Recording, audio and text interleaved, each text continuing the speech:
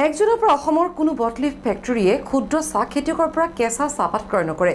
বিশ্বনাথ চাৰিআলিত এক সংবাদমেলযোগে এই কথা সদৰি অসম বটলিফ টি মেনুফেকচাৰ্ছ সংস্থাৰ কেন্দ্ৰীয় সমিতিৰ যিসকল ক্ষুদ্ৰ চাহ খেতিয়কে ৰাসায়নিক দ্ৰব্য ব্যৱহাৰ কৰি কেঁচা চাহপাত প্ৰস্তুত কৰিব সেইসকল ক্ষুদ্ৰ চাহ খেতিয়কৰ পৰা চাহ ক্ৰয় নকৰে বটলিফ ফেক্টৰীয়ে। আৰু ইতিমধ্যে টি বোৰ্ডে বটলিফ ফেক্টৰীসমূহলৈ প্ৰেৰণ কৰিছে দুখনকৈ জাননী। সেই জাননীৰ পিছতে এই সিদ্ধান্ত ল'বলৈ বাধ্য হৈছে অসম বটলিফ টি মেনুফেকচাৰ্ছ সংস্থাই।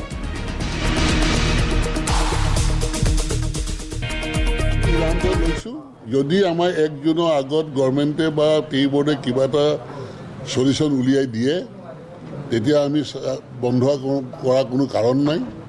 যিহেতু আমি আজিলৈকে আমাৰ চাহবিলাক বিক্ৰী কৰিব পৰা নাই, যিহেতু আমাৰ চাহবিলাক নন কমপ্লাইন চাহ, সেই চাহবিলাক কোনো এজন বায়াৰ আজিলৈকে কিনিবলৈ প্ৰস্তুত নহয়। সেইকাৰণে আমি চাহ বনাই যদি বিক্ৰীয়ে নহয় আমি কৰিম কি? আৰু ক্ষুদ্ৰ চাহ খেতিয়কসকলক আমি গ্ৰীণ লিভৰ পইচা ক'ৰ পৰা দিম? তেওঁলোকেতো পে'মেণ্ট কৰিব লাগিব, পে'মেণ্ট কৰিব দিব। আমাৰ অসমত আজিলৈকে চেম্পুল টেষ্ট কৰিব পৰা কোনো এটা লেবৰেটৰী নাই।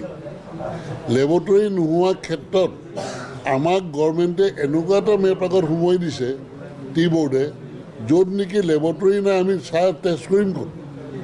সেইকাৰণে আমি ভাবোঁ যেতিয়ালৈকে লেবৰেটৰী অসমত নহ'ব, যেতিয়ালৈকে গোটেই বস্তুখিনি এটা সমাধান সূত্ৰক আমাক নিদিব, তেতিয়ালৈকে আমাৰ যিকেইখন গেজেট নটিফিকেশ্যন বৰ্তমান টি বোৰ্ডে দিছে সেইখন 2খন নটিফিকেশ্যন সদ্যহতে বাতিল কৰিব লাগে।